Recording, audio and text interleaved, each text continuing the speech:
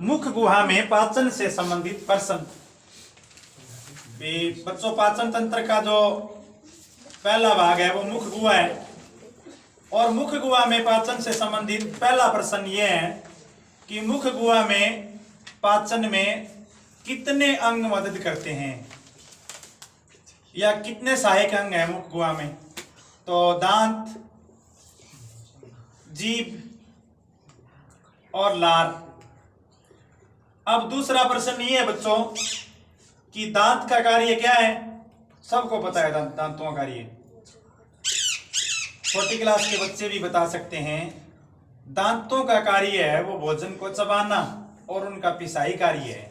अलग अलग प्रकार के दांत हैं। दांत भोजन को कुतरते हैं, चीरते हैं, फाड़ते हैं। अब अलग अलग बुक में अलग अलग बातें हैं, तो आप यही लिख सकते हो, चबाना और उनका पिसाई कार्य है। फिर बच्चों ये है कि लार कहां से स्रावित होती है। मुख गुहा में लार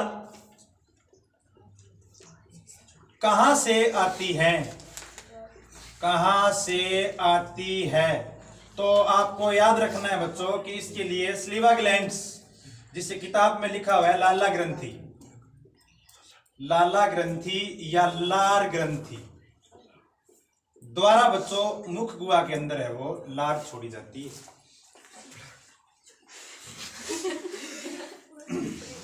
तो बहुत बार बच्चों ये भी सुनने में आया है कि अक्सर बच्चे ये समझते हैं कि लार क्या है। लार की एक सामान्यतः बोलते हैं कि लार में जल होता है।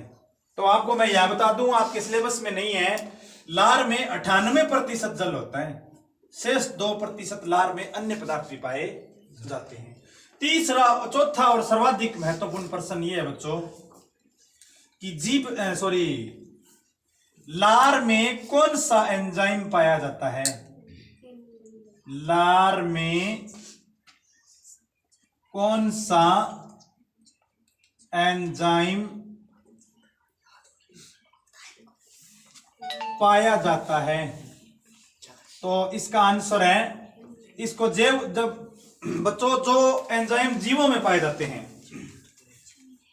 उनको जैव उत्प्रेरक भी कहा जाता है, जैव उत्प्रेरक भी कहा। तो लार में कौन सा एंजाइम पाया जाता है या कौन सा जैव उत्प्रेरक पाया जाता है, दोनों का प्रश्न एक ही रहेगा। उत्प्रेरक वे पदार्थ होते हैं बच्चों, अब सिलेबस में नहीं है आपके, जो किसी अभिक्रिया के होने में लगने वाले समय को परिवर्तित कर देते हैं। तो लार में बच्चों एमिलेस नामक जैव उत्प्रेरक पाया जाता है, एमिलेस, और इसका कार्य है बच्चों वो जटिल शर्करा,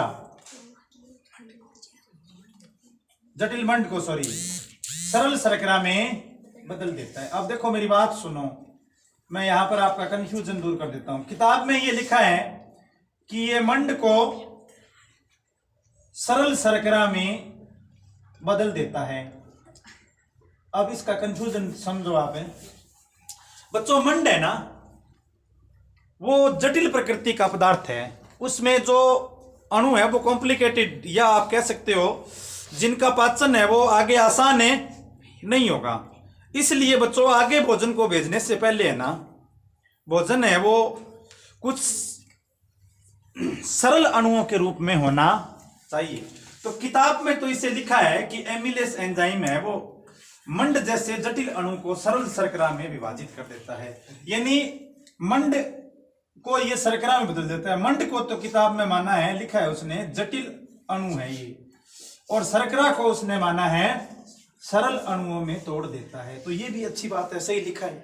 पुरानी किताबों में ये भी लिखा हुआ है बच्चों कि यह स्टार्च को शर्करा में बदल देता है, वो भी सही है।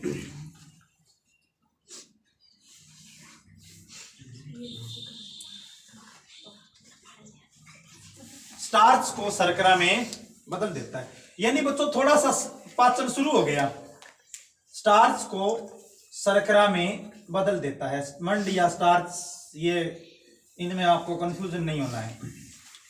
अब मेरी बात सुनो, एक्चुअली बच्चों यहां से ही भोजन का पाचन है वो मुख से ही शुरू हो गया। हमें ये पूछ लेना यहाँ पर प्रश्न ये भी बनता है बच्चों, इंटेलिजेंट बच्चों के लिए, कि भोजन का पाचन शरीर के कौन से अंग में शुरू होता है। तो आप ये लिखोगे कि भोजन का पाचन तो पाचन तंत्र में होता है, और पाचन तंत्र शुरू होता है मुख से।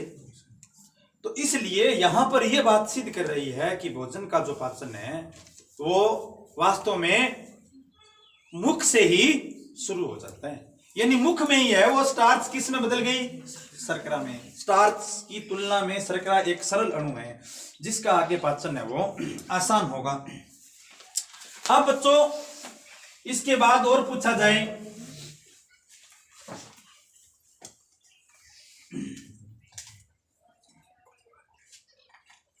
कि मुख गुहा को खोलने और बंद करने का काम कौन करते हैं। तो ये वैसे तो एक्स्ट्रा है, होठ करते हैं बच्चों, होठ जो दो होते हैं मांसल अंग है। अब देखो प्रश्न ये पूछ ले कि भोजन को निगलने में कौन सहायता करता है। भोजन को निगलने में कौन सा अंग सहायक है? सहायक अंग। तो आपको याद रखना है भोजन को निगलने में बच्चों जीभ सहायता करती है। ये देखो। अब इसके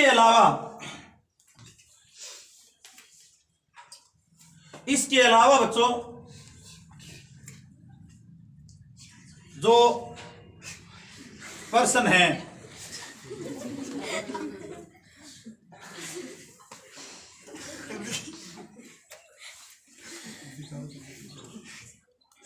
इसके अलावा बच्चों जो प्रश्न है वो मैं आपको मौखिक बताता हूं, लिखवाऊंगा नहीं। देखो इसके अलावा प्रश्न ये है बच्चों कि लार कुछ एक्स्ट्रा काम भी करती है, कि लार के काम बताओ। तो लार बच्चों भोजन को गीला बनाती है, लार भोजन के साथ कोई रोगाणु आ जाता है उसको नष्ट करने का काम भी करती है।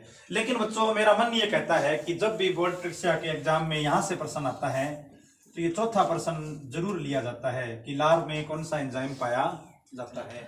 तो बच्चों अब आपकी बुक में एक ही लिखा हुआ है एमिलेस, लेकिन यहाँ पर मैं आपको आपकी जानकारी के लिए बता दूं कि लार में एक टाइलिन नामक एंजाइम भी पाया जाता है, जो कि अब आपको याद नहीं करना, आपको सिर्फ एमिलेस याद करना है कि लार में एमिलेस एंजाइम पाया जाता है और इसका कार्य है वो जटिल अणुओं को ये सरल अणुओं में तोड़ देता है।